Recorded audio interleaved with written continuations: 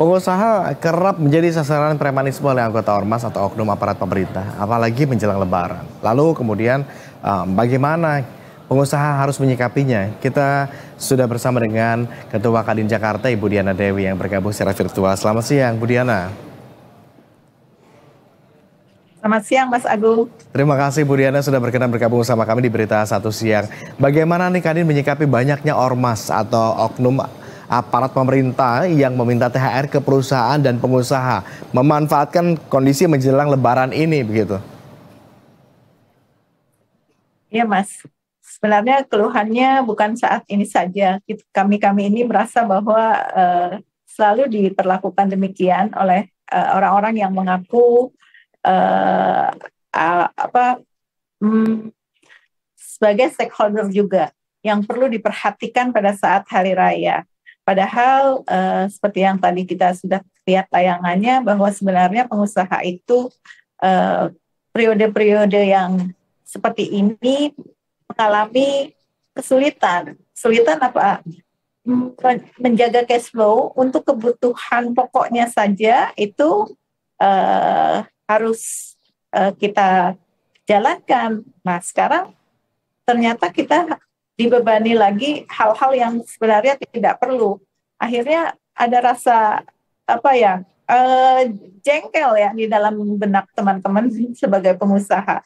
Di satu sisi kita punya kewajiban yang harus dikeluarkan, kemudian juga malah justru ada tambahan-tambahan lain dari teman-teman yang mengatasnamakan mereka juga perlu perhatian dari para pengusaha di lingkungannya. Itu, Mas.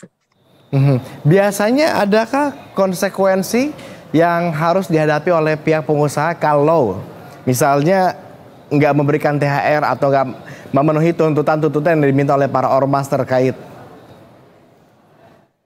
Ya, berupa ancaman-ancaman kecil pasti ada ya, Mas. Tetapi kan semuanya tergantung dari pengusahanya juga nih. Apakah takut dengan ancaman-ancaman yang seperti itu?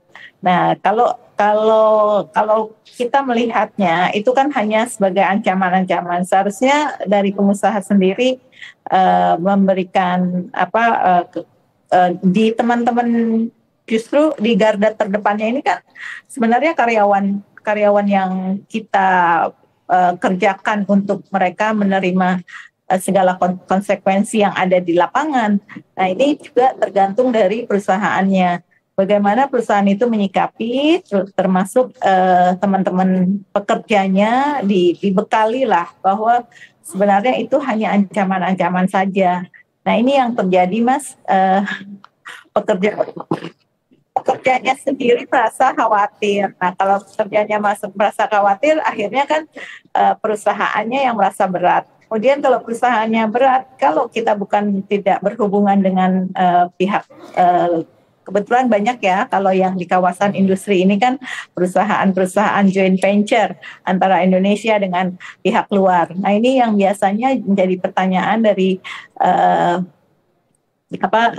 sebagai kolaborator kita, misalnya kita joint venture dengan Korea misalkan atau Jepang. Nah, ini mereka nggak bisa terima dengan seperti ini. Nah, kembalinya adalah bagaimana perusahaan-perusahaan merasa keberatan. Ada cost yang saya sebut biasanya ekonomi biaya tinggi. Ekonomi biaya tinggi terjadi karena adanya biaya-biaya yang diminta oleh pihak-pihak yang seharusnya mereka tidak meminta. Dan yang lebih nggak enaknya itu ada aparat-aparat, Mas. Kalau sekedar ternyata aparat juga ada yang meminta, yang terlibat begitu. Ada, Mas. Ada laporan ke Anda, Bu Diana?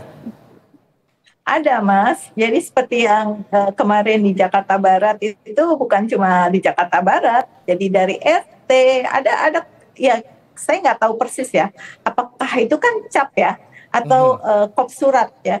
Kadang-kadang kop suratnya itu bisa sama masuk dalam waktu yang bersamaan. Misalnya ada 2 kop surat yang sama, cuma nama di bawahnya tidak ada, nama di bawahnya berbeda. Nah, ini biasanya ormas. Tetapi ada juga yang RT ini, RW ini, kepala desa ini, itu ada, Mas. Nah, ini yang kan jadi gimana ya pengusaha, kan nggak mungkin ya kita mengecek ke lapangan seperti ini. Itu terjadi, Mas. Oh, ini rame-rame berarti ya kalau begitu. RT-nya ada, RW-nya ada. Yang jadi perhatian kami adalah kalau perusahaan itu scale-nya besar, omsetnya besar. Tetapi bagaimana dengan mereka yang katakanlah masih berada di kelas menengah ke bawah usahanya begitu ya. UMKM yang juga ternyata dimintai begitu. Adakah sempat keluhan atau sampai kepada Anda begitu, Bu Diana, bagaimana menangani situasi seperti ini? Ya Mas, saya sampaikan pada teman-teman, ya kondisi begini kan sebenarnya tidak dalam keadaan kita juga ada kelonggaran nilai ya, tapi kan kita sekarang lagi berat juga nih, saya bilang. Nah sekarang siapa yang mau bertanggung jawab seandainya perusahaan kita dalam kondisi pilot. Kemudian kalau kita kelihatan di luar itu perusahaan kita bagus-bagus saja, kemudian teman-teman di pihak-pihak lain merasa bahwa kita harus berbagi, itu bukannya harus menjadi kebiasaan. Nah ini saya tekankan kepada teman-teman pengusaha, nggak usah khawatir gitu loh, kita nggak usah khawatir terjadi apa-apa dengan kita, dengan ancaman-ancaman mereka. Ya disesuaikan saja dengan kondisi kita yang ada. Jadi banyak teman-teman juga akhirnya memperhitungkan kertasnya berapa lembar ya.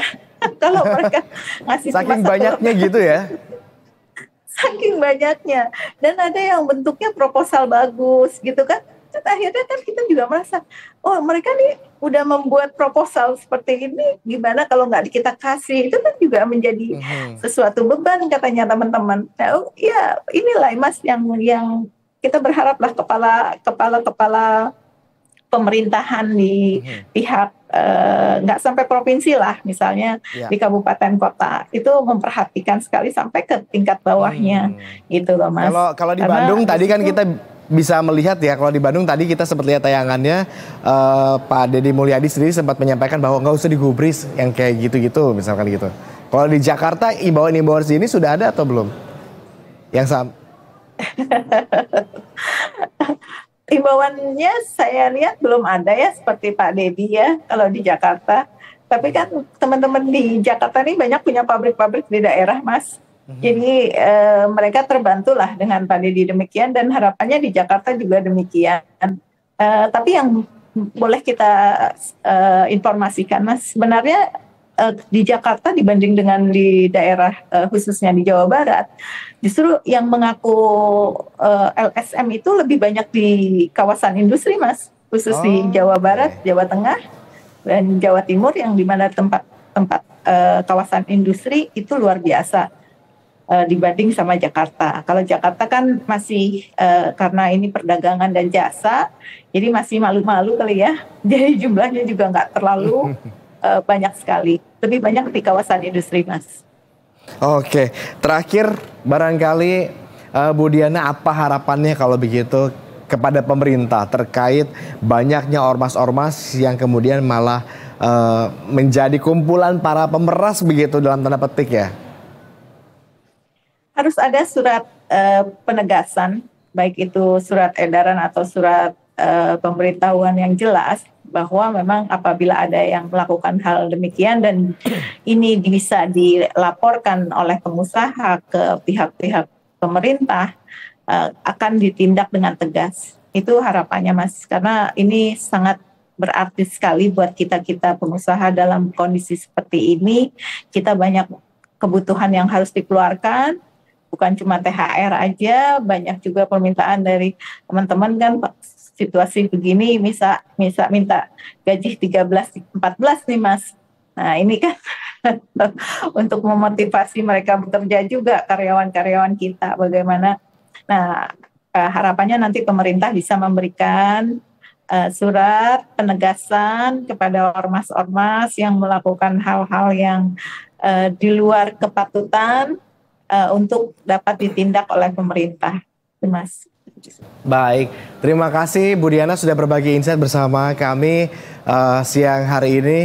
Mudah-mudahan apa yang diinginkan oleh para pengusaha dan juga warga ini menemukan titik tengah begitu ya, agar semuanya tetap berjalan dengan baik, iklim investasi di dunia usaha juga tetap berjalan dengan baik begitu ya. Selamat kembali beraktivitas, Bu Diana. Pemirsa, demikian diskusi kita bersama dengan Ketua Kadin Jakarta